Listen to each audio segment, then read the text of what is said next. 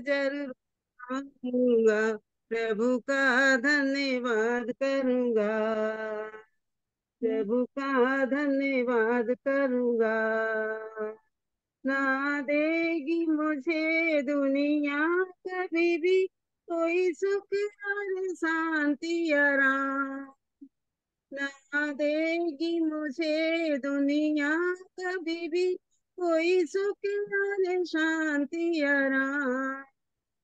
मेरे यीशु के साथ धन्य संगति में सदा मिलती खुशी मुझको, मेरे यीशु के साथ धन्य संगति में सदा मिलती खुशी मुझको, प्रभु का धन्यवाद करूंगा, उसकी संगति में सदा रहूंगा, साथ चलूंगा मैं जय जरूर पाऊंगा, साथ चलूंगा मैं जय जरूर पाऊंगा, प्रभु का धन्यवाद करूंगा। मेरी जिंदगी के हर परेशानी में खुल जाता है आशा का द्वार, मेरी जिंदगी के हर परेशानी में खुल जाता है आशा का द्वार।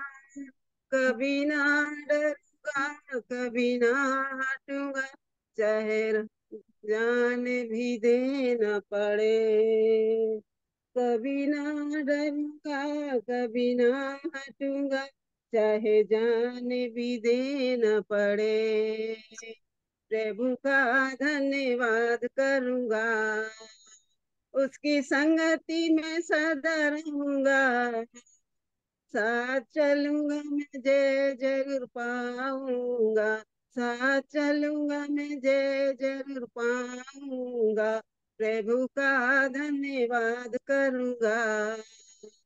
कितना अच्छा है वो, कितना धन्य है वो, यीशु ही मेरा जीवन का साथी, कितना अच्छा है वो, कितना धन्य है वो, यीशु ही मेरे जीवन का साथी, मेरी जरूरतों को पूरी करता है वो, कोई घटी नहीं मुझको, मेरी जरूरतों को पूरी करता है वो, कोई घटी नहीं मुझको, प्रभु का धन्यवाद करूंगा, मेरी आयु के दिन पग पग में सदा तेरी सेवा मैं पूरी करूंगा, मेरी आयु के दिन पग पग में सदा तेरी सेवा मैं पूरी करूंगा,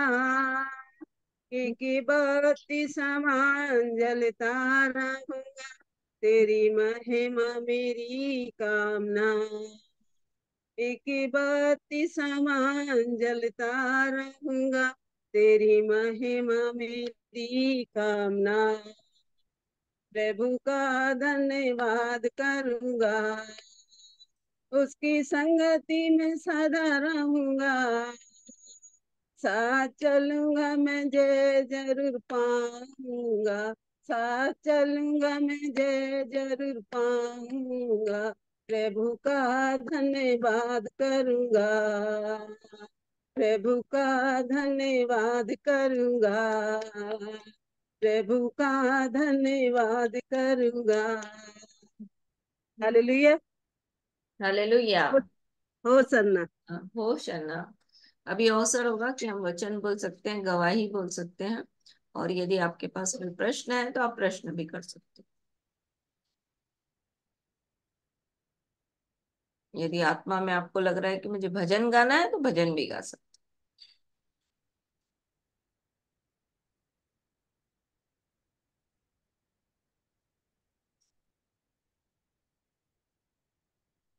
हैं। सिस्टर वचन बोलू। हाँ। भजन 100।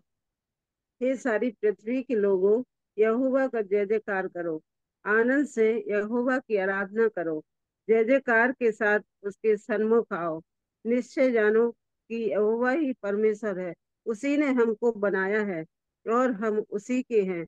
हम उसकी प्रजा हैं और उसकी चराई की भेड़ें हैं। उसके फाटकों से धन्यवाद और उसके आंगनों में स्तुति करते हुए प्रवेश करो। उसका धन्यवाद करो और उसके नाम को धन्य कहो, क्योंकि यहोवा भला है और उसकी करुणा सदा की है, सदा के लिए, और उसकी सच्चाई पीढ़ी से पीढ़ी तक बनी रहती है।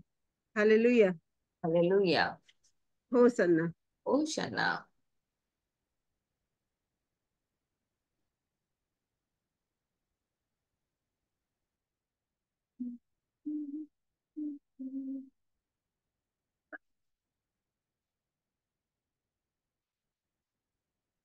सो प्रभु का धन्यवाद हो। यदि आप के पास कोई प्रश्न नहीं है, आप तो हम लोग आगे बढ़ेंगे। आजादी के गीत में से वन। वचन को धन्य- हाँ बोलो, जल्दी जल्दी बोलना चाहिए। वचन के चर्चा से दिया खाने से लिखा बहुत अभी से हुए हैं। प्रॉब्लम। मैं जिधर से हुआ भाषा गा और मेरी झुक कर मेरी दुहाई सुनी। उसने मुझे पत्थर से बने पलंग की पीठ से तुम्हारा और मुझको जहां पर खड़ा करके मेरे पैरों को स्थिर किया।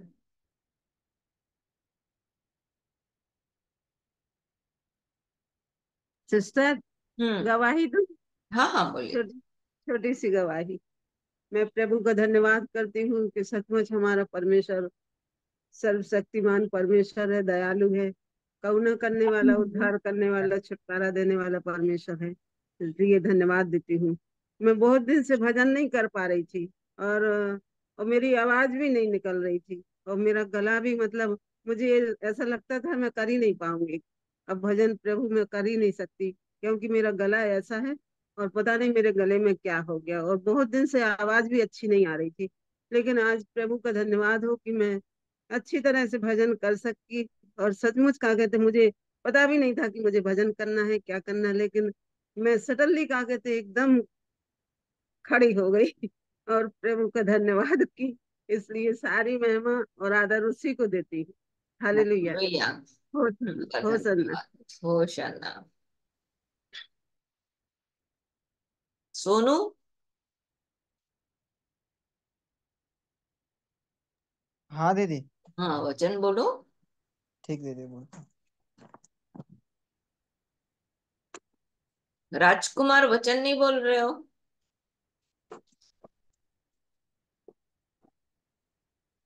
कहाँ हो राजकुमार?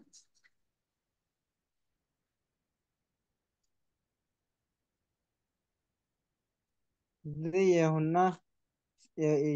यूहन्ना रति सुसमाचार 17 का 3। और अनंत जीवन यह है कि वे तुझ एकमात्र सच्चे परमेश्वर को और प्रभु यीशु मसीह को जिसे तूने भेजा है पहचाने। हालेलुया। हालेलुया। मैं बोलूंगी तब आप वचन बोलोगे, नहीं आपको पहले से बोलना चाहिए, है ना? दीदी मेरा कॉल आया था, जस्ट कटा तो आप अच्छा। बोले। हाँ ठीक। कल हाँ। काम पे जाना था ना दीदी, तो मैं हम लोग डिसाइड कर रहे थे कितने बजे जाना है, ऐसा कर।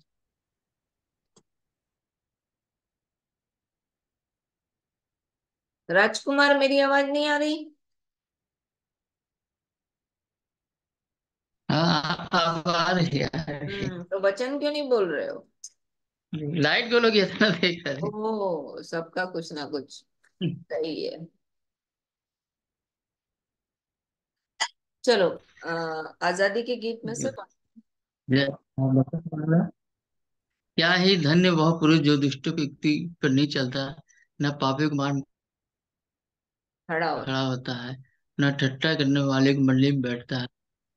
परंतु परंतु वह तो यहोवा की व्यवस्था से प्रसन्न रहता है, और उसकी व्यवस्था रात दिन ध्यान कर रहता है। हालेलुया। हालेलुया।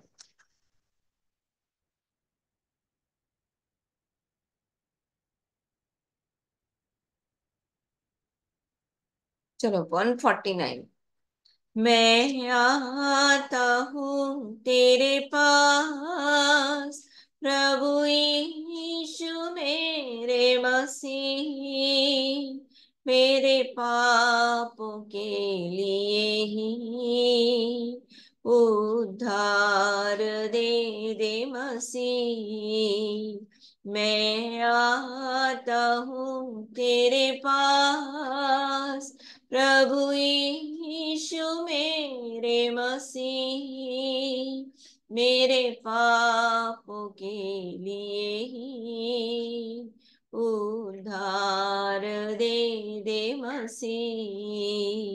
स्वर्ग धाम छोड़ के आया उद्धार देने मसीह। स्वर्ग धाम छोड़ के आया उद्धार देने मसीह। चरणों में तेरे मैं आता, मुझको ये दिल देना मसीह। चरणों में तेरे मैं आता, मुझको ये दिल देना मसीह। मैं आता हूँ तेरे पास प्रभु यीशु मेरे मसीह, मेरे पापों के लिए ही उद्धार दे दे मसीह। मुझे पापों से छुड़ाने लहू क्रूस पर बहा दिया। मुझे पापों से छुड़ाने खून क्रूस पर बहा दिया। कितना गहरा प्यार किया, मैं भुला न सकूंगा मसीह। कितना गहरा प्यार किया, मैं भुला न सकूंगा मसीह। मैं आता हूँ तेरे पास प्रभु यीशु मेरे मसीह, मेरे पापों के लिए ही उद्धार दे दे मसीह। स्वीकार कर प्रभु मुझे अपने राज में ले ले। स्वीकार कर प्रभु मुझे अपने राज में ले ले। आजा तू मेरी जिंदगी में, मेरी जिंदगी तेरी मसीह। आजा तू मेरी जिंदगी में, मेरी जिंदगी तेरी मसीह। मैं आता हूँ तेरे पास प्रभु यीशु मेरे मसीह, मेरे पापों के लिए ही उद्धार दे दे मसीह। मेरे पापों के लिए ही उद्धार दे दे मसीह। स्वर्ग और पृथ्वी के राजा, आज के इस दिन के लिए हम आपका धन्यवाद करते हैं प्रभु। सुबह से अब तक जो अनुग्रह आपने हमारे जीवन के लिए किया, उसके लिए इस वक्त हम आपका धन्यवाद करते हैं। इस समय आपने अपने चरणों में बैठने का अवसर दिया, चुनकर बड़ी व्यस्तता में भी प्रभु आपने हमें निकाल कर लाया और अपने पास बैठाया, इसलिए हम आपका धन्यवाद करते हैं। धन्यवाद देते हैं प्रभु, आपकी उपस्थिति में आनंद की भरपूरी है और आपके दाहिने हाथ में सुख सर्वदा बना रहता है। आपका वचन कहता है, स्वर्ग में मेरा कौन है, पृथ्वी पर मैं तेरे अलावा और कुछ नहीं चाहता। हाँ प्रभु जी, धन्यवाद देते हैं कि हम स्वर्ग के बारे में बहुत कुछ नहीं जानते, पर पृथ्वी में इतना जानते हैं कि आप अगर हमारे साथ रहेंगे तो प्रभु जी हमारी निर्बलता हमारे बल बल में बदल जाएगी। हमारी दरिद्रता, हमारा कंगालपन प्रभु जी हमारी भरपूरी में बदल जाएगा। हाँ प्रभु जी, हमारा विलाप नृत्य में बदल जाएगा। हमारा टाट उतार दिया जाएगा और हम आनंद के पट्टुके को पहन लेंगे। हम धन्यवाद करते हैं प्रभु, हमारा विलाप, हम हमारा जो दुख है वो प्रभु आनंद में परिवर्तित हो जाएगा। इसलिए हम आपका धन्यवाद करते हैं, इसलिए आपकी उपस्थिति के लिए। हाँ प्रभु, हम आपके अनुग्रह को मांगते हैं। पवित्र आत्मा आप भले हैं, आपकी दया और करुणा सदा की, आपकी सच्चाई और विश्वास योग्यता पीढ़ी से पीढ़ी तक बनी रहती है। आप भले हैं, आपकी दया और करुणा सदा की, आपकी सच्चाई और विश्वास योग्यता पीढ़ी से पीढ़ी तक बनी रहती है। आप भले हैं, आपकी दया और करुणा सदा की है, आपकी सच्चाई और विश्वास योग्यता पीढ़ी से पीढ़ी तक बनी रहती है। इसलिए प्रेमी पिता, हम आपका धन्यवाद करते हैं। जितने देर हम आपकी संगति में बैठते हैं प्रभु, हम पर अनुग्रह करें। आज जब आपके मेज में आने का अनुग्रह आपने किया है प्रभु, उसमें भी वो सब आशीषें जो आपने मेज के लिए रखी हैं, हाँ प्रभु जी, वो सब कुछ हमें मिलने पाए, ऐसा अनुग्रह चाहते हैं। आज के दिन हम अपने पाप अधर्म और अपराध को मान लेते हैं। यीशु का लहू हमारे जीवन को धोए और शुद्ध करे और हमें फिर से नया करें, क्योंकि प्रभु आप नया बनाने वाले परमेश्वर हैं। आप पवित्र और परिवर्तित करने वाले परमेश्वर हैं। हाँ प्रभु जी, हमारे हमें धोकर शुद्ध करने वाले प्रभु हैं। इसलिए हम आपकी जय जयकार करते हैं। आज के दिन आप जल उठने वाले हैं, बदला लेने वाले हैं। शत्रुओं के पाप को नहीं भूलते, दोषी को निर्दोष नहीं ठहराते। हाँ प्रभु, विलम्ब से क्रोध करने वाले शक्तिमान परमेश्वर हैं। हाँ प्रभु जी, हम आपका धन्यवाद करते हैं कि आप आंधी और बवंडर में होकर चलते हैं। बादल आपके पांव की धूली है। आपके घुड़कने से समुद्र निर्जल हो जाता है, बाशान और करमेल कुमला जाते हैं, लबानोन की हरियाली जाती रहती है। आपके प्रताप से पृथ्वी के रहने वाले डरते हैं। आपकी शक्ति से चट्टानें टूट टूट कर गिरती हैं। आप भले हैं, संकट में दृढ़ हैं। हमारे अपने शरणागतों की सुधि लेने वाले प्रभु हैं। इसलिए हम आपका धन्यवाद करते हैं। आप पहाड़ को बनाने वाले, पवन को चलाने वाले, हाँ पृथ्वी के ऊंचे स्थानों पर रहने वाले, दिन को रात कर देने वाले सेनाओं के यहोवा हैं। आप कचपचिया और वृक्ष राके बनाने वाले, हाँ प्रभु जी, दिन को रात सांझ करके रात बना देते हैं, रात को भोर करके दिन बना देते हैं। आप समुद्र की ऊंची ऊंची लहरों पर चलते हैं। आपका नाम सेनाओं का यहोवा है।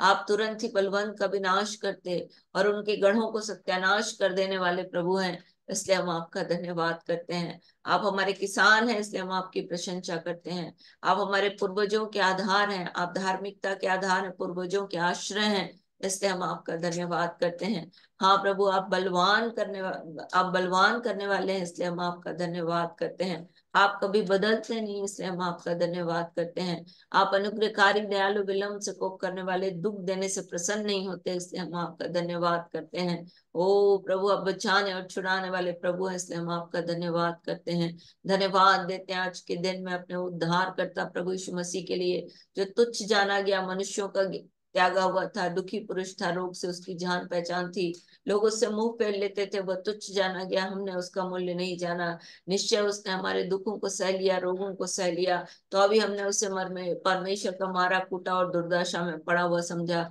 वह हमारे अधर्म के कारण घायल हुआ, हमारे अपराधों के कारण कुचला गया। हमारी शांति के लिए उस पर ताड़ना पड़ी कि उसके कोड़े खाने से हम चंगे हो जाएं। हम तो सबके सब भेड़ों के नए भटक गए थे, हम सब ने अपना अपना मार्ग लिया, तो अभी यहोवा ने हमारे सब अधर्म का बोझ उसी पर लाद दिया। वो सताया गया, सहतारा मुंह न खुला। जैसे भेड़ बद्ध होने के लिए भेड़ी ऊन कतरने के समय चुपचाप रहती है, वैसे ही उसने भी अपना मुंह ना खुला। अत्याचार करके दोष लगाकर ले गए। उस समय किसने उस पर दृष्टि की थी कि वह जूतों के बीच में उठा लिया जाएगा। मेरे ही लोगों के पापों के कारण वह दुख उठाया। हाँ प्रभु जी, और अपराधियों के लिए लगातार विनती कर रहा है। इसलिए हम आपकी जय जयकार करते हैं, धन्यवाद देते हैं आपके जीवित पवित्र सामर्थी नाम के लिए, जो आज भी काम कर रहा है। आपने कहा, जो कुछ तुम मेरे नाम से मांगोगे वही मैं करूंगा, ताकि पुत्र के द्वारा पिता की महिमा हो। हम आपका धन्यवाद करते हैं प्रभु, आप हम मांगते हैं, आप हमें देते हैं, और इसके द्वारा प्रभु आप अपनी महिमा को प्रकट करते हैं। इसलिए हम आपकी जय जयकार करते हैं। आज के दिन प्रभु जी, हम आपकी कलीसिया के लिए प्रार्थना करते हैं। यीशु के नाम में अपने हाथ को बढ़ाकर अपनी कलीसिया पर अनुग्रह करें। हाँ प्रभु जी, वो दासत्व की पीड़ा और प्रभु मन की बेचैनी लोगों के जीवन को निराश न करने पाए। पवित्र आत्मा शैतान की हर एक युक्तियों के सामने आपके लोगों को खड़े होने के लिए बल दीजिए। पवित्र आत्मा हर एक निराशा को आशा में बदल दीजिए, क्योंकि आपने हमें जीवित आशा के लिए नया जन्म दिया है। प्रभु जी, हर एक व्यस्तता के लिए व्यस्तता में प्रभु आपके लोगों को आपको समय देने के लिए पिता हर एक पर अनुग्रह करें। यीशु के नाम में पवित्र आत्मा जिस अच्छे काम को आपने सिंगरौली क्षेत्र में प्रारंभ किया है, हमारा भरोसा है कि उसे यीशु मसीह के आने तक आप पूरा भी करेंगे। शैतान की कोई भी युक्ति उसे बिना उसे बर्बाद नहीं कर सकती, क्योंकि आपका वचन कहता है कि मैं इस पत्थर पर अपनी कलीसिया बनाऊंगा और अधोलोक के फाटक उस पर प्रबल ना होंगे। इसलिए यीशु के नाम में प्रभु आपकी सामर्थ बहुतायत के साथ और भी सिंगरौली क्षेत्र में बहने पाए। गलत शिक्षाओं से लोगों को छुटकारा दें, सही शिक्षा यीशु के नाम में मिलने पाए। ओ प्रभु जी, लोगों के अंदर ये बात डालें कि लोग आपके वचन की भूखे और प्यासे हो जाएं। हाँ, पवित्र आत्मा दया करें, हर एक दुर्बलता में प्रभु, हर एक कमजोरी में, हर एक गरीबी में प्रभु जी आपकी सामर्थ और आपकी सच्चाई को देखने पाए, ऐसा अनुग्रह चाहते हैं। यीशु के नाम में हम अपने देश के लिए प्रार्थना जाते हैं। इस देश पर आपका तरस बहुतायत के साथ प्रकट होने पाए, आपका राज्य और इच्छा पूरी और आपका नाम पवित्र माना जाए। पवित्र आत्मा आपकी दया और आपके तरस और आपके प्रेम और आपकी भलाई और आपकी सच्चाई और आपकी प्रभुता और आपकी अगुवाई को यीशु के नाम में आने दीजिए। प्रभु पवित्र आत्मा दया करें इस देश पर, इस देश की आंखें यीशु के नाम में खुलने पाए, ऐसा अनुग्रह यीशु के नाम में कीजिए। पवित्र आत्मा प्रेम की आत्मा को बहने दीजिए, ताकि लोग आपके प्रेम में भर दिए जाएं। ओ पवित्र आत्मा आपकी दया और तरस में ऐसा होने दीजिए कि लोग, हाँ प्रभु जी, हर एक अलगाव, हाँ प्रभु जी, हर एक विरोध में भी प्रभु आपके लोग आपके साथ बढ़ने पाए, क्योंकि पवित्र आत्मा आपका वचन कहता है कि आपकी कलीसिया पर अधोलोक के फाटक प्रबल ना होंगे। और आपने अब तक ऐसा ही होने दिया है। जब से प्रभु आपने अपनी कलीसिया को तैयार किया है, तब से शैतान जो है कोशिश कर रहा है प्रभु, परंतु वो आपकी कलीसिया पर वो प्रबल नहीं हो सकता। इसलिए हम आपकी जय जयकार करते हैं, धन्यवाद धन्यवाद धन्यवाद देते हैं प्रभु। आज भी प्रभु ऐसा ही होने दीजिए कि आपके लोग और भी अंधकार से छूटने पाए। ओ प्रभु जी, जिन्होंने आपके प्रेम को जान लिया, उन पर दया करें कि वे आपके प्रेम में बढ़ सकें, बन सकें, बने रह सकें। हाँ प्रभु जी, जिन्होंने आपके प्रेम को नहीं जाना, उन पर तरस खाए कि वो आपके प्रेम को जान सकें। पवित्र आत्मा सत्य हर एक के जीवन को स्वतंत्र करे प्रभु, ऐसा अनुग्रह यीशु के नाम में करें। राजाओं के राजा, प्रभुओं के प्रभु, सब देवताओं में महान परमेश्वर, किसी के काम आपके कामों के बराबर नहीं। सारे राष्ट्र जिसे आपने बनाया आपके सामने आकर धन्यवाद करेंगे, क्योंकि आपके न्याय के काम प्रगट हैं। आपका वचन कहता है कि हे सर्वशक्तिमान प्रभु परमेश्वर, आपके काम बड़े और अद्भुत हैं। हे युग युग के राजा, आपकी चाल ठीक और सच्ची है। कौन आपसे ना डरेगा और आपके नाम की महिमा ना करेगा। सारे राष्ट्र जिसे आपने बनाया आपके सामने आकर धन्यवाद करेंगे। ओ प्रभु, आपका वचन कहता है कि देश देश के लोग आपका धन्यवाद करेंगे, राज्य राज्य के लोग आपका धन्यवाद करेंगे, राज्य राज्य के सब लोग आपका धन्यवाद करेंगे। आपका वचन कहता है कि राजाओं ने आपका वचन सुना है, वे आपकी महिमा के विषय में गाएंगे। इसलिए पवित्र आत्मा दया करें, इस देश के प्रधान अधिकारी, न्यायिक प्रशासनिक अधिकारी आपकी कलीसिया की उन्नति के लिए काम कर सके प्रभु, ऐसा अनुग्रह चाहते हैं। पवित्र आत्मा आपकी द्वितीय, यीशु मसीह के द्वितीय आगमन के लिए, हाँ प्रभु, हरेक के जीवन के लिए ऐसा अनुग्रह कीजिए कि हरेक आप में द्वितीय आगमन की तैयारी में लगा रहे। पवित्र आत्मा न कलंक न दाग न झुर्री हो, परंतु पवित्र निर्दोष निष्कलंक बनकर आपके सामने उपस्थित होने में मदद करे।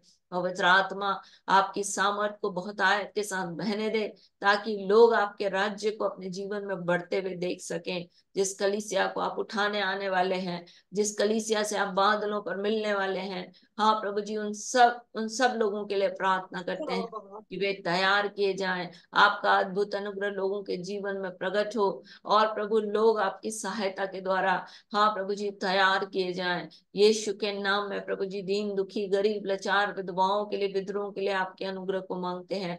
हाँ पवित्र आत्मा आपकी सामर्थ को बहने दीजिए, आपके अनुग्रह को बहने दीजिए, आपकी दया को बहने दीजिए, क्योंकि आप वो परमेश्वर है जो सत्य को प्रकट करते हैं। आप वो परमेश्वर हैं जो विश्वास में लोगों को बढ़ाते हैं। आप वो परमेश्वर है जो सद्गुण में बढ़ाते हैं। आप वो परमेश्वर है जो अपने ज्ञान से भरते हैं। आप वो परमेश्वर है जो हमारे जीवन में भले भले कामों के फल लगने में हमारी सहायता करते हैं। इसलिए प्रभु, आपका अनुग्रह यीशु के नाम में हो, ताकि कोई भी निष्फल ना होने पाए। पवित्र आत्मा, जब हम आपकी उपस्थिति में आए, जब हम आपके साथ बादलों पर जाएं, जब हम आपके स्वर्गीय सिंहासन के सामने खड़े हों, तो हम पर अनुग्रह करें कि हमें शर्मिंदगी उठाना ना पड़े। ओ पवित्र आत्मा, हम पर अनुग्रह करें। हमारे हृदय के विचार, हमारे मन की भावनाएं, सब कुछ प्रभु आपके नियंत्रण में हो। क्योंकि आपका वचन कहता है कि मनुष्य के मन में जो कुछ उत्पन्न होता है सो निरंतर बुरा ही होता है।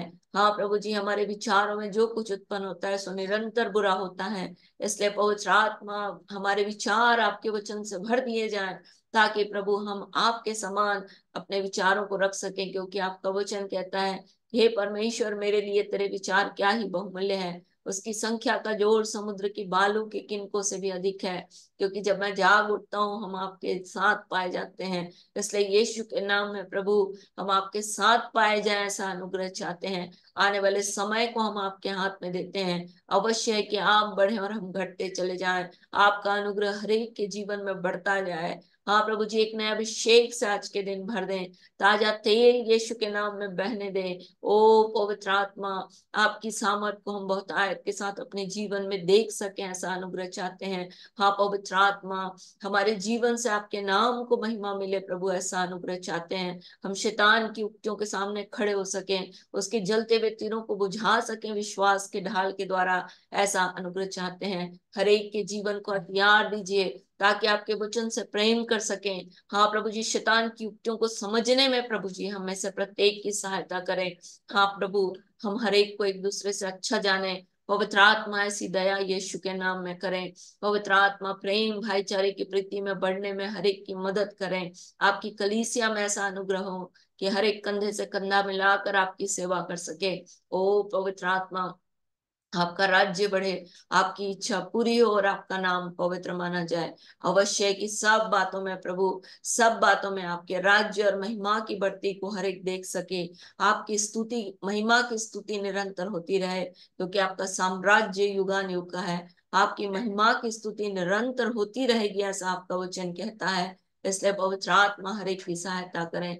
धन्य है यहोवा परमेश्वर, जो इस्राएल का परमेश्वर है। आश्चर्य कर्म केवल आप करते हैं। आपका महिमा युक्त नाम सर्वदा धन्य कहा जाएगा। आपकी महिमा से ये पृथ्वी परिपूर्ण होगी। इसलिए हरेक परिवारों पर प्रभु, हरेक के जीवनों पर राजा, आपका दया और आपका तरस बहुत आयत के साथ होने पाए। ओ पवित्र आत्मा, आज के दिन जब हम आपके वचन को सीखते हैं, पवित्र आत्मा हमारी सहायता करें कि हम आपके वचन की गुण बातों को समझ सकें। जो बातें हमसे छिपी हैं वो हमारे सामने खुलने पाए। हमारी आंखें खोल दे, ताकि हम आपकी व्यवस्था की अद्भुत बातों को देख सकें। हाँ प्रभु जी, परिवार के झगड़ों में और प्रभु जी हम दासत्व की पीड़ा में फंसने ना पाए, परंतु आपके वचन की बातें हमारे जीवन के लिए सर्वोपरि हो प्रभु, ऐसा अनुग्रह आज के दिन हमारे जीवन के लिए होने दीजिए। सब बातों में हम आपको महिमा देते हैं। हाँ प्रभु, हम आपकी उपस्थिति के लिए आपका धन्यवाद करते हैं। आप काम कर रहे हैं, इसलिए हम आपकी जय जयकार करते हैं। धन्यवाद के इस बलिदान को प्रार्थना विनती निवेदन के साथ अपने उद्धार करता प्रभु यीशु मसीह के नाम से आपको चढ़ाते और मांग लेते हैं। आमीन आमीन आमीन। हालेलुया हालेलुया। होशन्ना होशन्ना। अभी अवसर होगा कि हम परमेश्वर के वचन में जाएंगे, और यदि आपके पास कोई प्रश्न है तो आप प्रश्न भी पूछ सकते हो। जिसने कल प्रश्न किया था वो तो आज जुड़ नहीं पाया है। गांव गांव है ना, तो इंटरनेट का भी प्रॉब्लम हो जाता है। दीदी, एक बात हमारे मन में चल रही थी, हमको लगता है कि पूछे कि ना पूछे, पूछे क्योंकि कि ना पूछे ऐसा मत सोचो, जो आपके अंदर आता है पूछो। दीदी अगर वचन से होगा तो जरूर मैं सहायता करूंगी, वचन से बाहर होगा तो फिर नहीं बोल पाऊंगी। हमारे हिसाब से शायद वतन से है कि नहीं है, मैंने इसको पढ़ा भी नहीं, मेरे मन में ख्याल आया कि मैं इसको पूछूं कि नहीं। जैसे कि बच्चों का छठी होता है जन्म होने के बाद, तो ऐसे क्या प्रभु यीशु मसीह का भी हुआ है ऐसा? छठी यहाँ के लोग मनाते हैं। समय में ऐसा होता था दीदी, मतलब ऐसा भारत था। देश में छठी मनाया जाता है। चलो, प्रभु यीशु मसीह के साथ क्या हुआ अपन देखते हैं, लूका की किताब।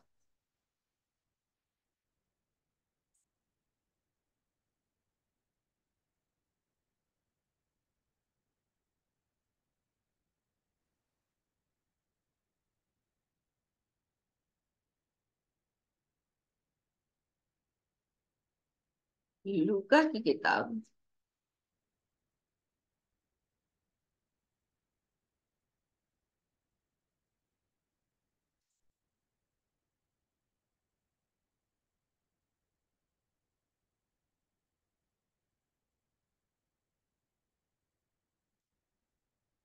2 अध्याय।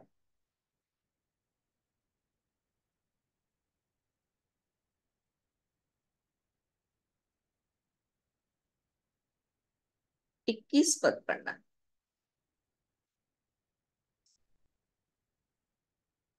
दीदी हम पढ़े। हम्म।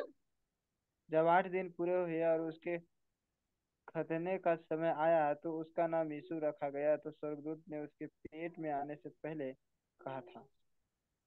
तो 8वें दिन क्या हुआ? नामकरण हुआ। ठीक है। आज के समय की परिस्थितियां क्या है कि जिस दिन पैदा होता है बच्चा, उसका आधार कार्ड बनना होता है, तो उसका नामकरण तो उसी दिन हो जाता है। समझ में आ रहा है? हाँ दीदी। दीदी तो क्या मतलब कि उस समय बहुत छोटे उम्र में 8 दिन में खतना हो जाता था ना ऐसा? नहीं, हाँ, खतना जो होता है ना, मेल ऑर्गन का स्किन को निकालते हैं। तो ये इब्राहिम के साथ वाचा बांधी थी परमेश्वर ने।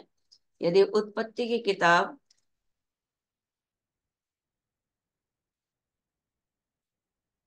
दीदी तो यीशु मसीह का भी मतलब शारीरिक रीति से भी खतना हुआ है क्या? हम्म खतने की तो चर्चा नहीं है, पर हुआ होगा, क्योंकि वो व्यवस्था को मानता था ना, वो उसने व्यवस्था को पूरा करने आया था, व्यवस्था को अलग करने नहीं आया था। हम्म, 17 अध्याय, उत्पत्ति की किताब, उसका 17 अध्याय। 12 पद पढ़ो। 11 से पढ़ते हैं, तो 9 पद से पढ़ो। 9 से पढ़ो, 9 से। कहाँ से दीदी? नौ। 9 से। 17 का 9 से। हाँ। फिर परमेश्वर ने अब्राहम से कहा, तू तू भी मेरे साथ बांधी हुई वाचा का पालन करना। तू और तेरे पश्चात तेरे वंश भी अपनी अपनी पीढ़ी में उसका पालन करें। मेरे साथ बांधी हुई वाचा और ते, जिसका पालन तुझे और तेरे पश्चात तेरे वंश को करना पड़ेगा, वह तू तुम में से एक एक पुरुष का खतना हो। तुम अपनी अपनी खलड़ी का करा लेना। जो वाचा मेरे और तुम्हारे बीच में है उसका यही चिन्ह होगा। पीढ़ी पीढ़ी में केवल तेरे वंश ही के लोग नहीं, पर जो तेरे घर में उत्पन्न हुआ हो, अर्थात परदेशियों से रुपया देकर मोल लिया रुपया देकर मोल लिया जाए, ऐसे सब पुरुष भी 8 दिन के हो जाए, तब उनका खतना किया जाए। ठीक और है। दीदी तो ये 8 दिन का ये रीजन है। और 8 जो नंबर होता है वो बिगिनिंग को दर्शाता है, शुरुआत को दर्शाता है, नए जीवन की शुरुआत। तो ये जो परमेश्वर यहाँ, मतलब 8 दिन इसलिए क्योंकि परमेश्वर और मनुष्य के साथ उसका संबंध बन जाए, ताकि जो प्रतिज्ञाएं परमेश्वर ने इब्राहिम के साथ की हैं वो उसके साथ जुड़ जाए। ठीक है। तो 8 दिन के बाद उसका नाम रखा गया। ठीक। फिर परमेश्वर का वचन बोलता है कि अर्पण करने के लिए, है ना, पहलौठा जो है वो मेरे पास लाया जाए। लय व्यवस्था उसका 12 अध्याय से आप पढ़ोगे। निर्गमन की किताब उसका 13 अध्याय, यहाँ पर फुटनोट में लिखा हुआ है, आपकी बाइबल के नीचे में जो मूल में लिखा हुआ है छोटे छोटे में, उसको जब आप देखोगे तो वहां पर बताया गया है कि जो पहलौठा है वो परमेश्वर का है, तो क्या करते हैं, परमेश्वर के पास लेकर आते हैं। तो जब 12 वर्ष के हुए यीशु मसीह, तब उनको कहाँ लाया गया, मंदिर में लाया गया। इसको लूका की किताब, उसका 2 अध्याय, उसका 41 पद से पढ़ो, 41 से।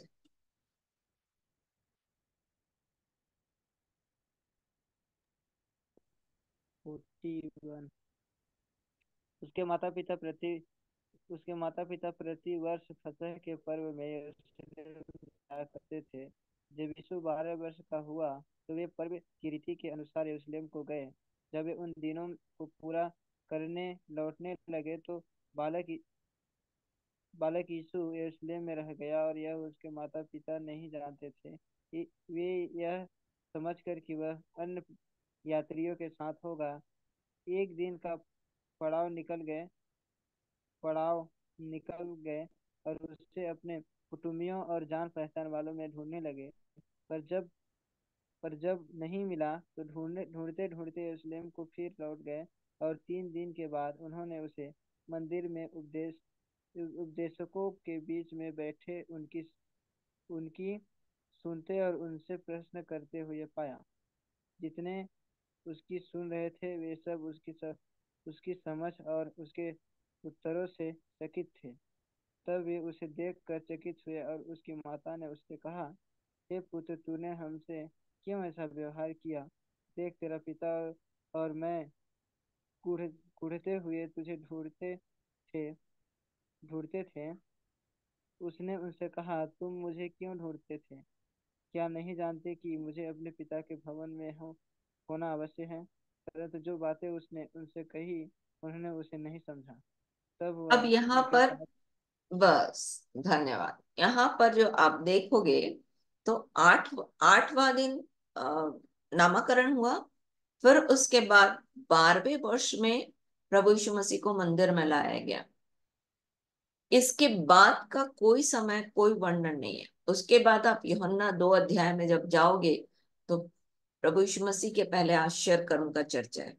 इसके बीच में कोई वर्णन नहीं है। ठीक है। अब इसको लेकर के जो डिनोमिनेशन है, वो ऐसा करता है कि 12 वर्ष की उम्र में, या जवान होते हैं बच्चे लोग, तो अर्पण कर देते हैं। छोटे बच्चों का चूंकि नामकरण करना है तो बपतिस्मा कर देते हैं, वो भी एक बपतिस्मा मान लेते हैं हम लोग। तो ये सब चीजें अपने विचार की हैं, बाइबल की नहीं है। ठीक है। और छठी भी आ 6 दिन के बाद करते हैं, ऐसा तो है नहीं, है ना। जब जिसकी जैसी सुविधा होती है, वो बच्चों के खुशी के लिए कि बच्चा घर में आया है करके ये सब करते हैं। अभी इसमें मैं एक और बात जोड़ना चाहूंगी। कौन से दिन, परसों नरसों मेरे पास फोन आया कि लूटन की बहन ने मुझे फोन किया। बोले, लूटन ने बोला है कि बर्थडे नहीं मनाना है, केक नहीं काटना है, कोई सजावट नहीं करनी है, ऐसा ऐसा बोला है वो। तो मैं बहुत परेशान हूं, मैं क्या करूं। तो एक बात मैं आपको बताना चाहती हूँ कि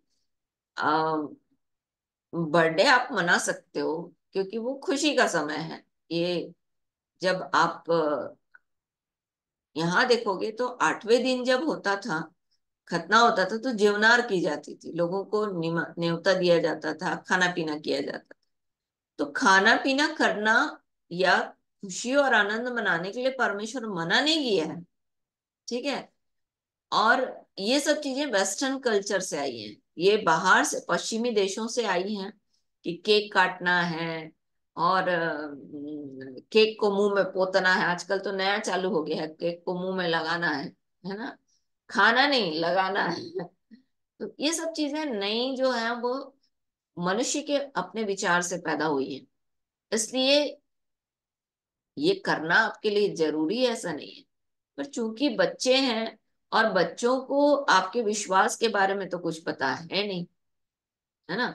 और लोग जो है, बच्चे जो हैं और बच्चों के जीवन में देखते हैं कि ऐसा कर रहे हैं, तो आप जस्ट थोड़ा बहुत इन द सेंस उनकी खुशी के लिए उनको कर सकते हो, आप उनके लिए प्रार्थना कर सकते हो, बच्चों को बुला करके खाना खिला सकते हो, या जो भी जैसा भी आपकी क्षमता है उसके अनुसार आप कर सकते हो।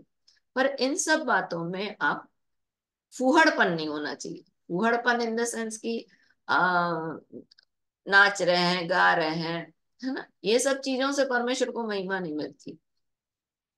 बल्कि आप ऐसा कर सकते हो कि आप अपने घर में भजन करवा सकते हो, है ना। तो भजन स्थिति ऐसी है कि आप नहीं करवा पा रहे हो, फिर भी आप परमेश्वर के जन को अपने घर में बुलाकर वचन तो सुन सकते हो, है ना। और जैसे वहां का माहौल है, जैसे तरह की जैसा वातावरण है, उसके हिसाब से आप कर सकते हो। ऐसा नहीं है कि आप नहीं कर सकते, कर सकते हो। इसलिए एक बात है कि जो कुछ करो परमेश्वर की महिमा के लिए करो, पौलुस बोलता है। इसका मतलब कुछ भी करेंगे, दारू भी पार्टी करेंगे तो परमेश्वर की महिमा होगी, ऐसा नहीं है। मतलब जो चीजों को परमेश्वर के वचन के आधार पे आप देखते हो, उसके अनुसार आप कर सकते हो। आ, जैसे कि मैंने आपको बताया कि जब वहां पर पैदा होते थे बच्चे तो जीवनार करते थे लोग, कर सकते हो इसको। विवाह होता है, जीवनार करते थे उस समय, तब भी आप कर सकते हो। तो ये है, समझ में आया सोनू? हाँ दीदी। दीदी, एक दोस्त हमारा था, तो हमसे पूछ रहा था कि तुम नशा छोड़ दिए हो, ये सब गांव का ही है। तो दीदी हम उससे बोले कि मतलब थोड़ा दारू जोर से बोलो, क्या पीना छोड़ अच्छी दिए बात हो? थोड़ी है। थोड़ा जोर से बोलो, क्या छोड़ दीदी वो दिया? बोल दीदी वो बोल रहा था कि तुम नशा वशा सब छोड़ दिए हो, तो मतलब कि तुम जैसे कि चलते हो जिस तरह, हम तो उस तरह जैसे नशा करके भी चलते हैं। हम किसी से बात नहीं करते, हर एक से प्रेम से बात करते हैं, दारू पीते हैं फिर भी, ऐसा बोल रहा था। तो वो बोला है कि अगर हम दारू पियेंगे फिर भी परमेश्वर की स्तुति कर सकते हैं, ऐसे बोल हम्म। हमको समझा रहा था। तो हम सोचे कि दीदी इससे क्या बात करें, और हमसे ना इसके बारे में ऐसा बोला कि मतलब प्रेम व्यवहार वाली बात बोल रहा था करने के बाद भी। तो हम सोचे कि शायद इसका उत्तर हमारे पास नहीं है, दीदी से जरूर पूछेंगे। और बिना जाने सुने हमको बताना भी नहीं चाहिए था क्या है क्या नहीं, सही इसलिए हम बात। उससे कुछ नहीं। सही है, बहुत अच्छा किया जो तुमने उससे डिस्कशन नहीं किया, क्योंकि डिस्कशन फिर डिबेट में आ जाता, वाद विवाद में आ जाता कि मैं सही हूँ तुम गलत हो, या तुम सही हो मैं गलत हूँ, इसमें चला जाता। तो अच्छा किया तुमने उसको कोई उत्तर नहीं दिया। रही बात नशे करने की, नशा करने से क्या होता है? बताओ, नशा करने से क्या होता है? दीदी नशा करने से दरिद्रता टाइप का होता है, मतलब कि कुछ चीजों को याद न रखना, भूल जाना, मतलब ऐसा। नहीं, बाइबल जो है इस बात को बताती है, मतवालापन। ठीक है, मतवालापन मतलब कि क्या करते हैं लोग? अपने नशा आप में कर, मगन हो जाना। हाँ, नशा कर करके आ, गाली बकते हैं, झगड़ा करते हैं, है ना। और गलत काम करते हैं। आज जो कुछ लोग कर रहे हैं, वो गांजे की नशे में एक दूसरे को मार काट करना, ये सब करना, ये सब कर रहे हैं। ठीक है, तो नशा करने से एक नुकसान तो ये है। दूसरा, दूसरा जो है कि परमेश्वर का वचन यदि आप मेडिकल में देखोगे तो नशा करने से क्या होता है। डॉक्टर, यदि आप नशा करते हो और आप डॉक्टर के पास जाते हो तो कई जो मेडिसिन है आपके जीवन में काम नहीं करेंगी, क्योंकि वो जो नशा है वो आपके ब्लड में जाके घुस जाता है, घुल जाता है उसका जो। और फिर उसके बाद जो आपकी दवाइयां हैं वो काम नहीं करती आपके शरीर में। ये आप देख लेना। इसका मतलब आपका शरीर जो है उसके लिए नहीं बनाया गया है। किसके लिए? नशे के लिए। तो नशा जो है वो आपके शरीर को क्या करता है?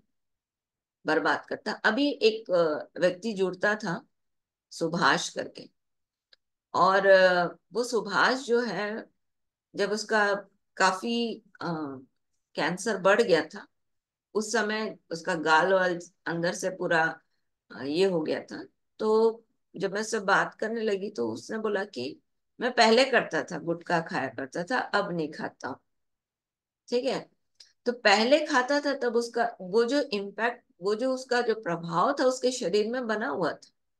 और ऐसा हुआ कि नशे के कारण से उसका जो रोग प्रतिरोधक क्षमता है शरीर की, वो पूरी रीति से खत्म हो गई थी। रोग प्रतिरोधक क्षमता मतलब समझते हो, बैक्टीरियाज लो, हमारा शरीर में ब्लड में 3 भाग है, खून में 3 भाग है। एक लाल रक्त कणिका, एक श्वेत रक्त कणिका और एक लिम्फोसाइट्स। तो जो श्वेत रक्त कणिका है वो हमारे शरीर को शत्रुओं से बचाने के लिए परमेश्वर ने रखा है। पर जब हम नशा करते हैं तो ये जो श्वेत रक्त कणिका है वो, उसको जो नशा है वो बर्बाद करता है। और इसीलिए अब रोग प्रतिरोधक की क्षमता मतलब जब बैक्टीरियाज आते हैं, जीवाणु जब हमारे शरीर में आते हैं, तो हमारा शरीर उसको आ, उससे हमको सुरक्षा नहीं दे पाता। इसलिए आप देखना, नशा करने वाला हमेशा बहुत धीरे धीरे धीरे धीरे क्या होता है, कमजोर होता चला जाता है। देखा है?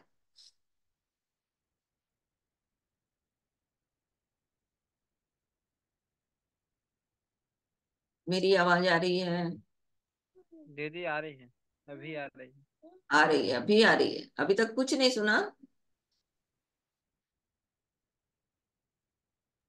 आ रहा है दीदी आपका आवाज पूरा। हो सकता है उसके नेट में कुछ प्रॉब्लम होगा। तो दीदी नेटवर्क। हाँ, नेटवर्क का प्रॉब्लम है।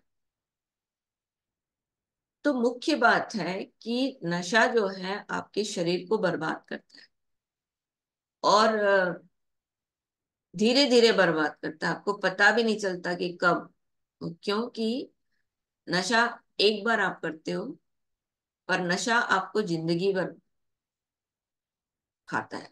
नशा को एक बार आप खाते हो, नशा आपको जिंदगी भर खाता है, आपको अपना गुलाम बना देता है। तो किसी चीज का गुलाम बनना सही है क्या, बताओ?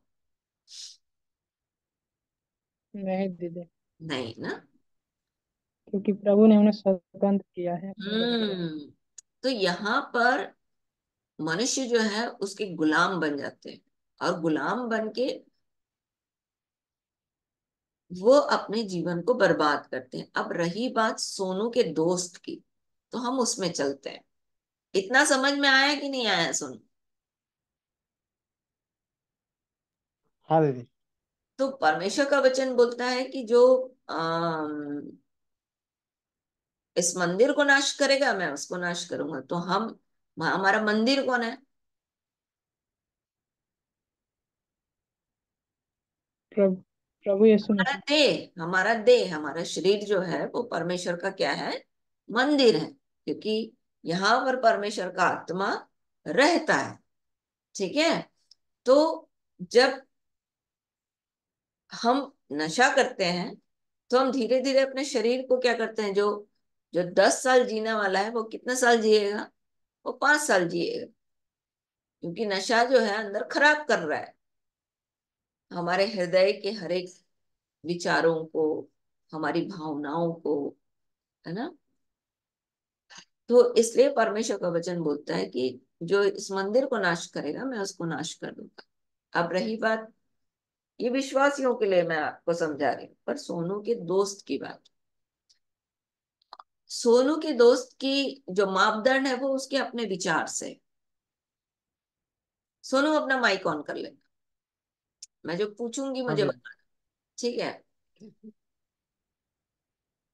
जब हम लोग प्रभु यीशु मसीह को नहीं जानते थे तब भी तो हम सही थे ना, अपने आप को सही समझते थे कि नहीं समझते थे?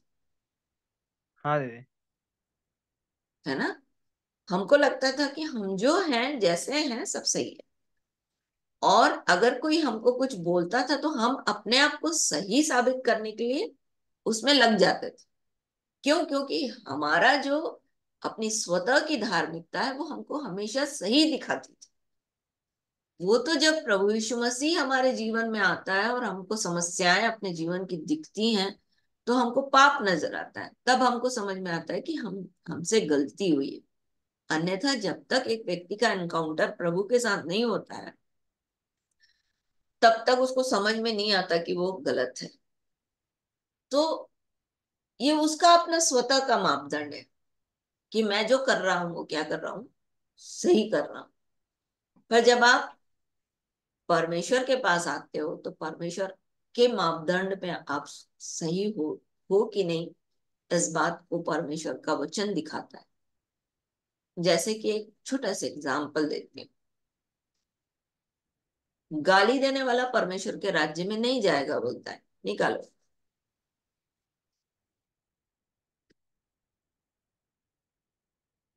पहला कुरिन्थी 6 अध्याय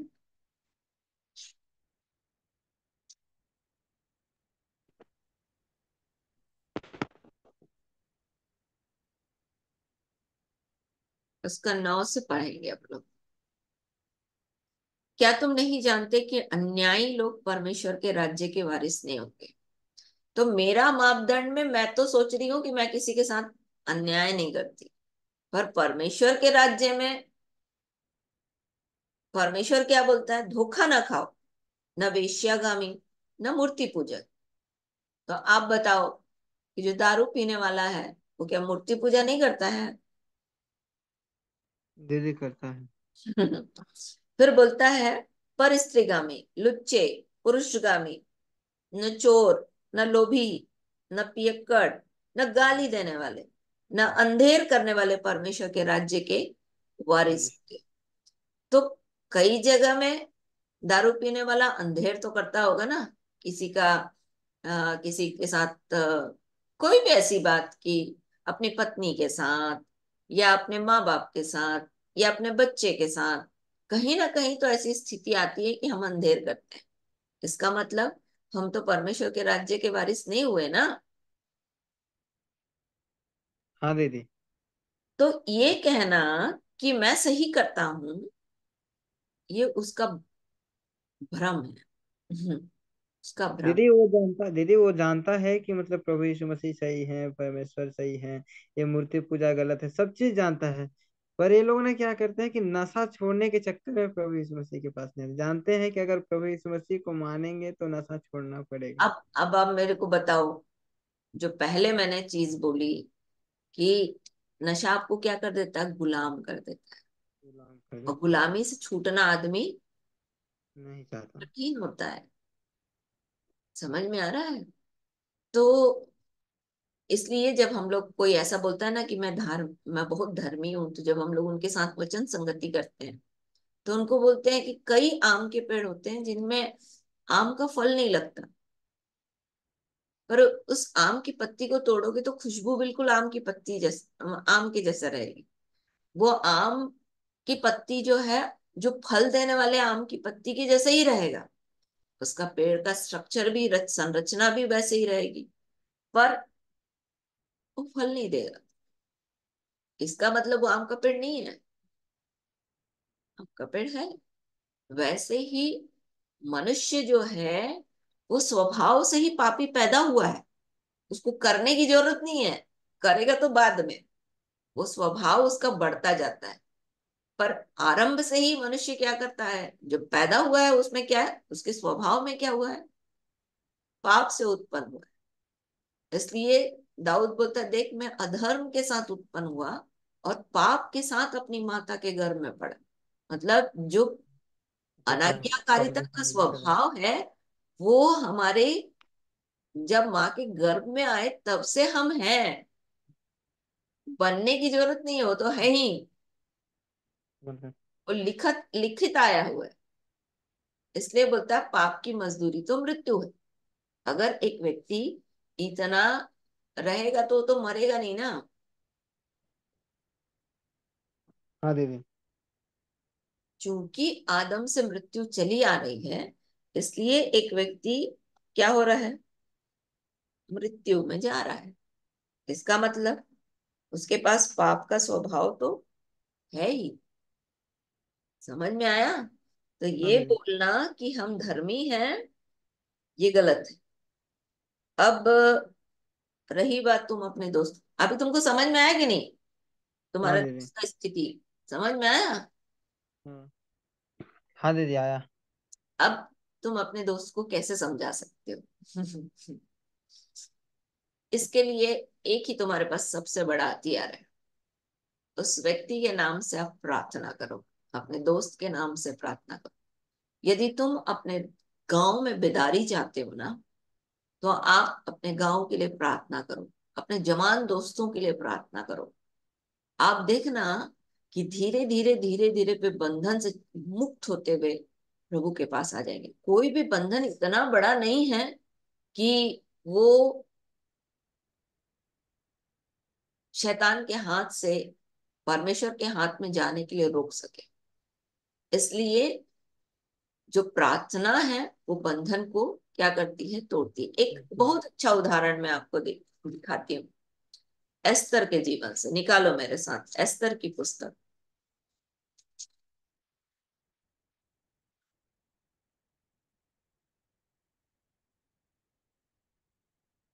एस्तर की पुस्तक में कहीं पर परमेश्वर की चर्चा नहीं है। यहाँ पर परमेश्वर पीछे से काम कर रहा है जो दिखाई नहीं दे रहा।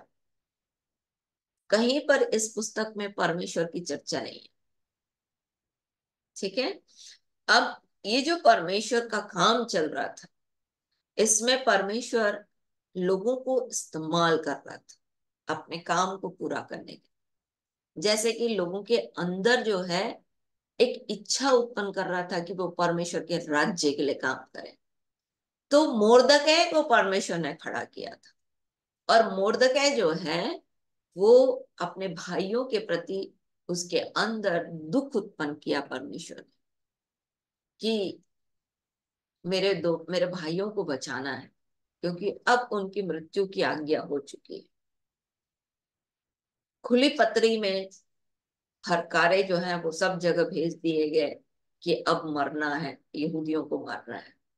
तो वो मरने का जो मृत्यु का आज्ञा हो चुकी है उनके लिए राजा के द्वारा। और ऐसे कंडीशन में मुर्दकै जो है वो टाट पहन के बैठा है, दुख मना रहा है। तो एस्तर को पता चलता है। एस्तर खोजा को भेजती है अपने बॉडीगार्ड को, और जाके वो पूछता है कि हो क्या रहा है। तो मुर्दकै सारा कुछ बताता है। तो एस्तर जो है कपड़ा और लत्ता लेके भेजती है कि भैया तू टाट मत ओढ़, भाई तू क्या कर, अपने कपड़े पहन। तो मुर्दकै बोलता नहीं नहीं मैं ऐसा नहीं करूंगा। और मुर्दकै जो है वो बोलता है कि तेरे को भी कुछ करना पड़ेगा। तू सोच रही है कि राजघराने में बैठी हुई हूँ तो तेरा कुछ नहीं होगा। मत, अभी तक तूने बताया नहीं कि मैं यहूदी जाति की हूँ, और इसलिए तू बच जाएगी, तो ये तू भ्रम में है। और ऐसी स्थिति में एस्तर को परमेश्वर प्रार्थना के लिए न्योता दे रहा है। एस्तर क्या कर रही है? अपनी सहेलियों के साथ प्रार्थना कर रही है। परमेश्वर डिसाइड कर चुका है, क्योंकि जैसे जैसे चीजें चल रही थी उस हिसाब से आप देखोगे तो सारी चीजें परमेश्वर के नियंत्रण में थी। जैसे कि इसको कैसे समझेंगे कि जब एस्तर अपने दोस्तों के साथ प्रार्थना कर रही थी, जैसे ही राजा के पास गई, राजा ने राजदंड हटा दी, उसकी ओर बढ़ा दिया। फिर मोर्दकै का सम्मान राइट टाइम में परमेश्वर कर रहा है, क्योंकि बिना समय, हमारा परमेश्वर समय का परमेश्वर है, तो समय के अनुसार काम कर रहा है। तो जितना आप देखोगे तो परमेश्वर काम कर रहा है, पर परमेश्वर अपने लोगों से अपेक्षा भी कर रहा है कि उसके लोग इस विषय के लिए प्रार्थना करें। इसलिए जब आप निकालोगे यहेजकेल की किताब, फिर अपन मेज में जाएंगे। यहेजकेल की किताब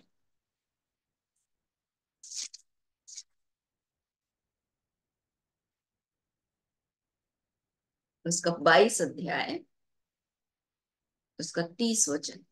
यहेजकेल की किताब 22 अध्याय 30 वचन।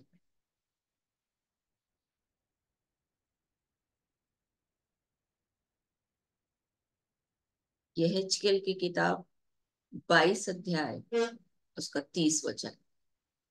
विनोद, तुम बाद में जुड़े और हमारा प्रश्न चालू हो गया था, इसलिए कल मैं बताऊंगी रोटी के बारे में। और मैं वेट कर रही थी कि तुम जुड़ोगे तो मैं बताऊंगी भी रोटी के बारे में कल दीदी अपन। पढ़। हाँ। फिर यहोवा का यह वचन मेरे पास पहुंचा। नहीं नहीं, ये हिजकेल की किताब कितना बोला? 22 का 22 22 अध्याय उसका 30 23 वचन। 30 वचन दीदी। हाँ। मैंने उनमें से ऐसा मनुष्य ढूंढना चाहा जो बाड़े को सुधारे और देश के निमित्त नाके में मेरे सामने ऐसा खड़ा हो कि मुझे उसका नाश न करना पड़े, परंतु ऐसा कोई न मिला। ठीक है। तो यहाँ पर परमेश्वर चाहता है कि बाड़े के सामने जो नाका बना है वहां पर एक व्यक्ति खड़ा हो, ताकि उसको नगर को नाश ना करना पड़े। और इसीलिए परमेश्वर चाहता है कि परमेश्वर के लोग वहां पर खड़ा होना, मतलब अपने नगर के लिए प्रार्थना करना, अपने नगर के लिए गिड़गिड़ाना। और एस्तर जो है अपने अपने भाइयों के लिए गिड़गिड़ा रही थी कि प्रभु बचा ले, बचा ले, बचा ले। और परमेश्वर से ये प्रार्थना कर रही थी। चीजें निर्धारित थी, परंतु परमेश्वर ने एस्तर को एक बड़ा स्थान देना था ना। एस्तर का मतलब होता है स्टार। और वो उसको परमेश्वर, यदि आप दानियल की पुस्तक 12 अध्याय में पढ़ोगे तो बोलता है जो धर्मी है वो तारों की नहीं चमकेंगे। तो इसको चमकना था, चमकाना था परमेश्वर। इसलिए उसने उस काम की जिम्मेदारी उसके हाथ में सौंपी। तो परमेश्वर हमको प्रार्थना करने के लिए रखता है ताकि हमको स्टार बनाए। और हम जब प्रार्थना करते हैं तो परमेश्वर, काम तो करना है उसको, है ना। पर वो हमको स्टार बनाने के लिए, हमको ऊंचा करने के लिए हमारे पास एक जिम्मेदारी सौंपता है। तो यदि हम, मैंने अपने जीवन में इसको प्रैक्टिकली देखा है ना, प्रायोगिक रूप में करके इसको देखा है। सिंगरौली के लिए प्रार्थना करके मैंने परमेश्वर के काम को होते देखा है। इसका मतलब परमेश्वर सिंगरौली में काम नहीं करता ऐसा नहीं है, परमेश्वर की योजना में सिंगरौली थी। परंतु परमेश्वर ने मुझे वहां पर यह अनुग्रह दिया कि मैं वहां के लिए प्रार्थना कर सकूं। तो ये मेरा सौभाग्य है, ये प्रभु ने मेरे जीवन पर अनुग्रह किया कि मैं उस काम को करूं। इसमें मेरी कोई बड़ाई नहीं है, पर परमेश्वर ने रखा। तो परमेश्वर आपको ऊंचा उठाने के लिए, आपको स्टार बनाने के लिए परमेश्वर आपको रिस्पॉन्सिबिलिटी देता है। और इस रिस्पॉन्सिबिलिटी में आप खड़े हो जाओ। हम लोग क्या करते हैं ना, हम लोगों के पास बाकी चीजों के लिए हम बहुत प्रयासरत हैं। प्रयासरत है मतलब हमारे खाने के लिए, नौकरी करने के लिए, सब कुछ के लिए हमारे पास हम प्रयासरत हैं। पर हम कितना अपने भाइयों के लिए प्रयासरत थे कि हम अपने लोगों के लिए प्रार्थना करें। और जब आप प्रार्थना करोगे तो परमेश्वर वहां पर काम करेगा। और देखना, आपको बोलने की भी जरूरत नहीं पड़ेगी। हाँ, आपको बोलने की जरूरत नहीं पड़ेगी। ऐसे ऐसे ऐसे ऐसे परमेश्वर रास्ता खोलते जाएगा और लोग आपके पास आते चले जाएंगे। लोग आपको पूछते चले जाएंगे। मेरा और मौर्य सिस्टर का कभी हम सोच ही नहीं सकते कि हम, बहुत साल पहले मैं शायद इनके घर में गई थी वचन प्रचार करने के लिए, जब रोमन कैथोलिक में ये थे और रोमन कैथोलिक में जगह जगह बाइबल पहुंचाई जाती थी। तो वहां पर इनके घर में इनके पतिदेव को पता चला कि हम लोग प्रचार करते हैं, तो उन्होंने हमको अपने घर में न्योता दिया कि हम वचन प्रचार करें। और मुझे अच्छे से याद है, मैंने इनके घर में यूहन्ना 4 अध्याय प्रचार किया था, सामरी स्त्री के बारे में। और उसके बाद बड़े अद्भुत रीति से परमेश्वर ने इनके साथ मुझे मिलाया। और वो भी एक चर्च बिल्डिंग में। मैं भी अकेली थी क्योंकि मैं भी सबसे अलग हो चुकी थी, और ये भी अकेली थी क्योंकि इसका भी किसी कोई परिचय नहीं था, ये रोमन कैथलिक्स में थी। तो ये बाहर अकेले बैठी हुई थी और परमेश्वर मुझे वहां लेकर गया। और मैंने उनसे पूछा कि आप अकेले क्यों बैठे हो, और फिर हम दोनों बात करने लगे। फिर ये बोलने लगी कि मैं आपके घर आना चाहती हूँ। और फिर उसके बाद परमेश्वर ने रास्ता खोला। इससे पहले कि हम एक दूसरे से मिलते, ये और हम एक दूसरे से मिल चुके थे, जहां पर इनके पास बाइबल नहीं थी। तो आमोस ब्रदर की मीटिंग थी, और आमोस ब्रदर की मीटिंग में मैंने अपनी बाइबल लेके मैं बैठी हुई थी और इनको दिखा रही थी अपनी बाइबल से। तो ये मुझे बोलने लगी कि मैंने उनसे बोला कि आपको बाइबल चाहिए तो मेरे पास है, मैं आपको दूंगी। और तब उस दिन से ये लगी पड़ी थी किसी और बहन लोगों को बोलने के लिए कि मुझे किसी तरह से उस सिस्टर के घर पहुंचाओ। कोई साथ नहीं दिया इसका, तो परमेश्वर ने खुद काम कर लिया, है ना। तो मैं एक बात जानती हूँ कि जब आप प्रार्थना में खड़े होते हो, लोग आपके पास आते हैं, लोग आपके पास भेजे जाते हैं। परमेश्वर अपने आप आपको साथी देगा। परमेश्वर आपको ऐसे लोग देगा कि वो आपके साथ खड़े हो सके। तो सारी व्यस्तता में आपको समय तो निकालना पड़ेगा अगर आप स्टार बनना चाहते हो तो। अ, समझ में आ रहा है सोनू? हाँ दीदी। लेकिन दीदी एक बात है, मैं कभी भी प्रेयर अगर घर में कर रहा हूँ तो मैं अपने पड़ोसियों के लिए, घर वालों के लिए जरूर प्रार्थना करता हूँ।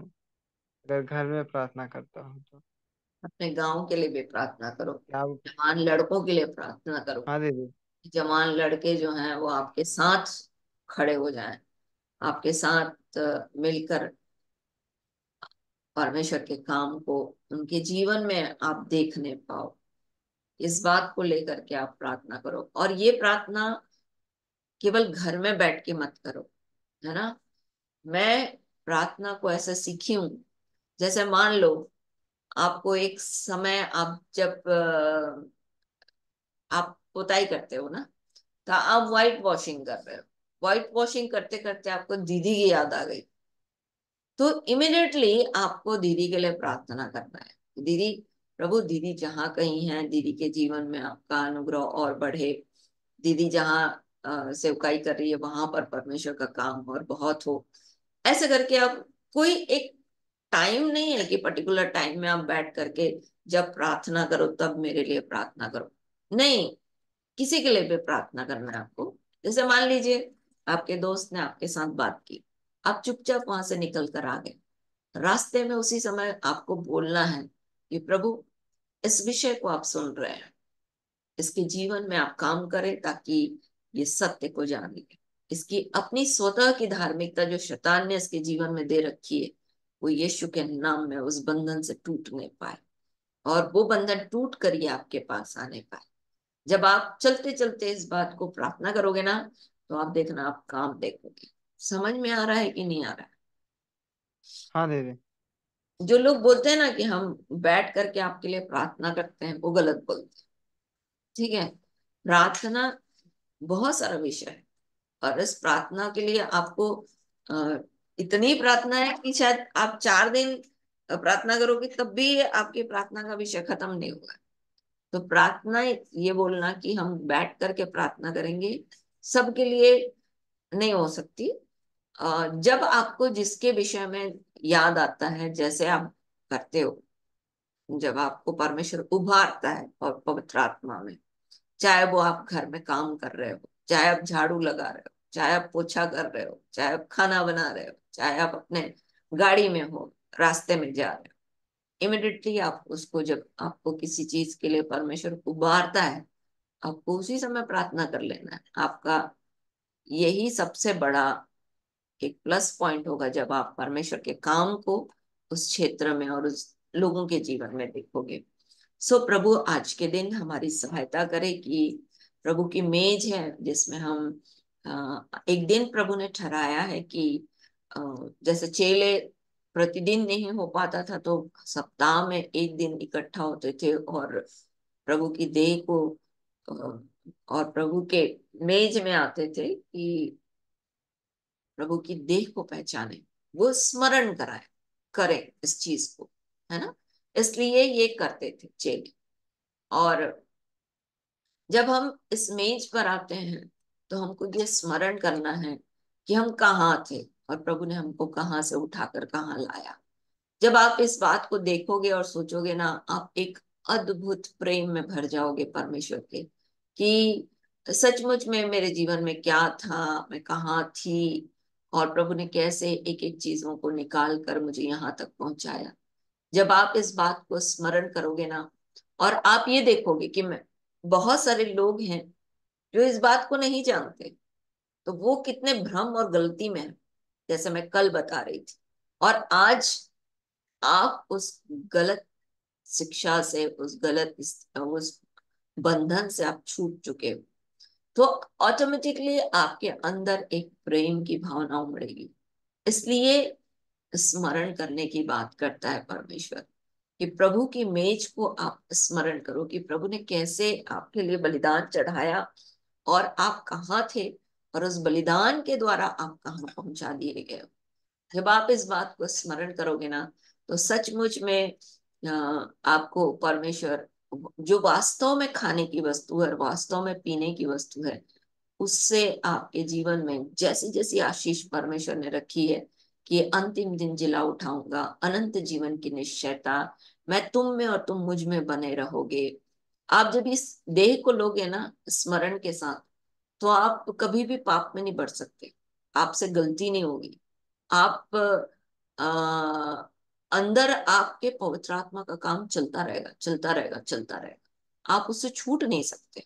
पवित्र आत्मा आपको कभी भी आपको अपने से अलग नहीं करेगा, यदि आप इस मेज में शामिल हो रहे हो, यदि आप इस मेज की रोटी तोड़ रहे हो।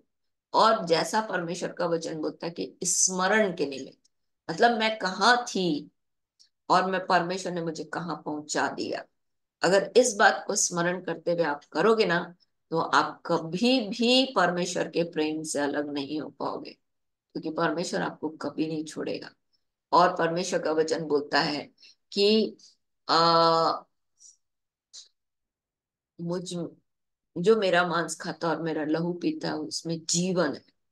तो ये जो है ना, आत्मा का जीवन आपको देता है जब आप इस बात को स्मरण करके परमेश्वर के पास आते हो।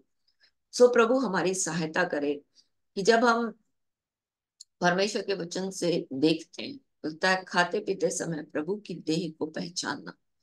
तो ये बहुत महत्वपूर्ण है कि आप स्मरण करें इस बात को कि मैं कहाँ थी प्रभु, मैं कहाँ था प्रभु, और आपने मुझे कहाँ पहुंचा दिया। सचमुच में एक लंबा सफर हमने तय किया है प्रभु के साथ, और उस सफर में बहुत सारे लोग आए और पीछे छूट गए, परंतु परमेश्वर ने हमारा हाथ नहीं छोड़ा, हमको पकड़े रखा।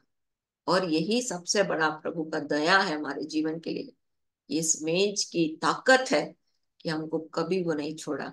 हालांकि ये सिंबॉलिक है, सिंबॉलिक मतलब सांकेतिक है, एक रोटी है और थोड़ी सी दाग है, पर ये जब हम स्मरण करते हैं ना, तो परमेश्वर का आत्मा इसमें आकर के काम करना चालू कर देता है।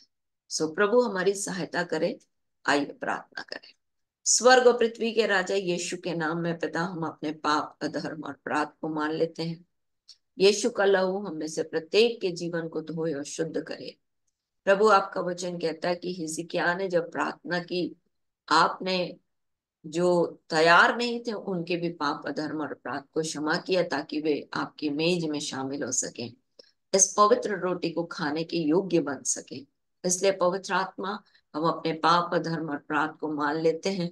यीशु का लहू हमारे जीवन को धोए और शुद्ध करे, और आपका छुटकारा हमारे जीवन में यीशु के नाम में आने पाए। पवित्र आत्मा हम पर अनुग्रह करें। हम स्मरण करते हैं प्रभु, मैं पाप, अधर्म और अपराध में पड़ी हुई थी, मेरे जीवन के लिए कोई उपाय नहीं था। हाँ प्रभु, मैं आपका धन्यवाद करती हूँ कि आपने उस दलदल की कीच से मुझे निकाला और इस योग्य जाना प्रभु कि मैं आपके मेज में आ सकूं। प्रभु आपका जीवन मुझे मिल सके। पिता मैं आपका धन्यवाद करती हूँ, और आज के दिन प्रतिदिन के जीवन का आनंद उठाने के लिए आपने हमारे जीवन पर तरस खाया, इसलिए आपका धन्यवाद। बीते सप्ताह में भी प्रभु आपका बलवंत हाथ और बढ़ाई भी भुजा हमारे जीवन को सुरक्षित रखी, इस बात को भी हम स्मरण करते हैं। और प्रभु आपने उन सब बातों के द्वारा जो हमने गलतियां की प्रभु, क्योंकि आपका वचन कहता है कि मनुष्य के मन में जो भी उत्पन्न होता है सो निरंतर बुरा ही उत्पन्न होता है। हाँ प्रभु, हमारा मन जो है जिसमें असाध्य लोग लगा लगा हुआ है, हाँ प्रभु, हम निरंतर आपके विरोध में ही सोच पाते हैं, परंतु पिता फिर भी आप हमें क्षमा करते हैं और हमारे जीवन पर अनुग्रह करते हैं। इसलिए आज के दिन प्रभु जी हम आपकी मेज के सामने आए हैं प्रभु। इस रोटी के लिए हम आपका धन्यवाद करते हैं जो हमारे लिए तोड़ी गई ताकि हम इसमें साटे जाएं। पवित्र आत्मा, आपका धन्यवाद कि आपकी कलीसिया उस एक रोटी के द्वारा तैयार की जा रही है ताकि प्रभु हम एक हो जाए। इसलिए पवित्र आत्मा, हम आपका धन्यवाद करते हैं इस रोटी के लिए जिसके द्वारा आप हमें एक करते हैं। शायद वो दुनिया के किसी भी कोने में हो, परंतु ये रोटी हमें एक दूसरे से जोड़ती है पिता, आपकी देह में। इसलिए हम आपका धन्यवाद करते हैं। पवित्र आत्मा, इसकी पूरी आशीष हम में से प्रत्येक को यीशु के नाम में, जो इस समय आपके मेज में शरीक हैं प्रभु, यीशु के नाम में उन्हें मिलने पाए। वे आपकी सार्वभौमिक कलीसिया में निरंतर जुड़े रहे इस रोटी के द्वारा, ऐसा अनुग्रह चाहते हैं। पवित्र आत्मा, आपके प्रेम के लिए फिर हम आपका धन्यवाद करते हैं। सारा आदर, सारी महिमा हम अपने जीवन से आपको देते हैं। धन्यवाद के इस बलिदान को प्रार्थना, विनती, निवेदन के साथ अपने उद्धारकर्ता प्रभु यीशु मसीह के नाम से आपको चढ़ाते और मांग लेते हैं। आमीन, आमीन, आमीन। अभी मैं रोटी तोड़ रही हूँ, आप तोड़ सकते हो, फिर हम धन्यवाद के साथ इसे ग्रहण करेंगे।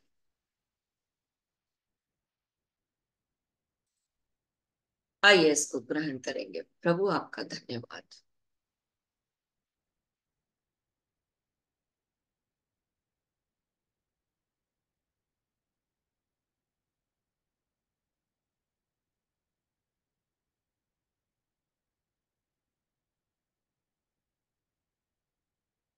उसी रीति से प्रभु ने ब्यारी के पीछे कटोरा भी लिया और कहा, ये मेरी नई वाचा का वह बहुमूल्य लहू है जो बहुतों के पापों की क्षमा के निमित्त बहाया गया। प्रभु, हम आपका धन्यवाद करते हैं, उन बहुतों में आपने हमें साटा, हमें जोड़ा ताकि हम आपके देह के अंग बन सकें। इसलिए हम आपका धन्यवाद करते हैं। इस लहू का पूरा प्रतिफल एक एक व्यक्ति के जीवन में यीशु के नाम में आने पाए। पवित्र आत्मा, इस दाग को आशीषित करें, क्योंकि आपका वचन कहता है कि आपका लहू विश्वास करने के द्वारा कार्यकारी होता है। अपनी प्रतिज्ञाओं को जिसमें आप पवित्र हैं, यीशु के नाम में हर एक के जीवन के लिए पूरा करें। यीशु के नाम में मांगते हैं। आमीन, आमीन, आमीन।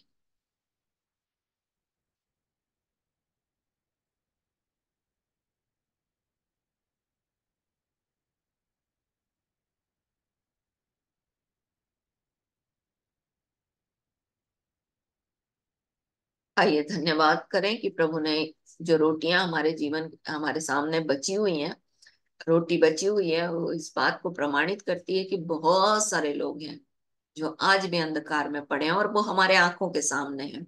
हमारे भारत देश में भी लोग अंधकार में हैं। बहुत सारे लोगों को प्रभु ने छुड़ाया, इसलिए प्रभु का धन्यवाद।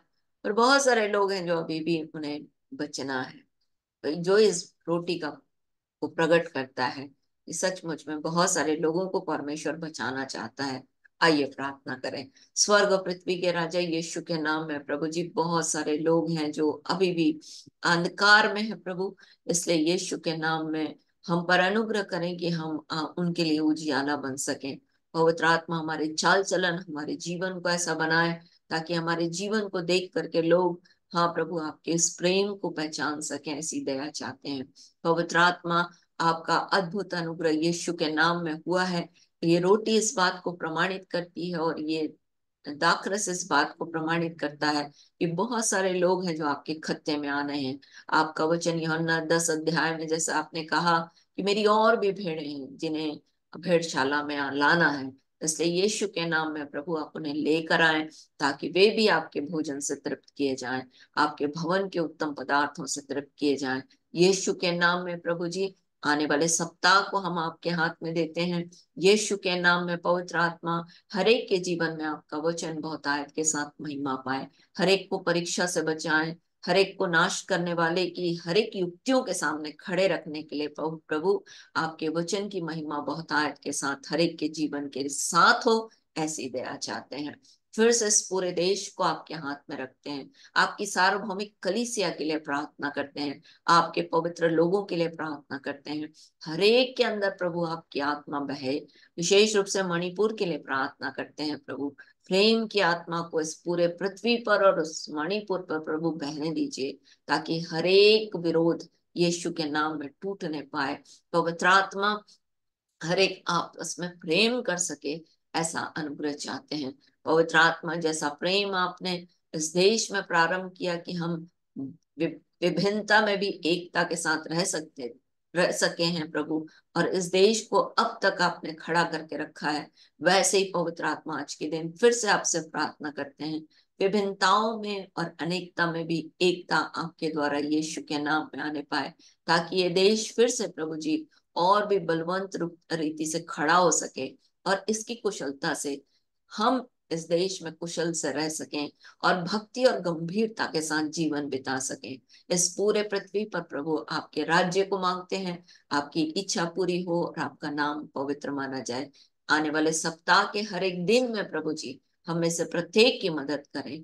जो पीछे छूट गए हैं उनके जीवन के लिए भी आपके अनुग्रह को मांगते हैं। जो इस जूम में नहीं जुड़ पाते प्रभु, बहुत सारे व्यस्तताओं के कारण से, उन पर भी अनुग्रह करें प्रभु, कि वे भी आपके प्रेम के स्वाद में बढ़ सकें, पवित्र आत्मा आपकी पहचान में बढ़ सकें, ऐसा अनुग्रह चाहते हैं।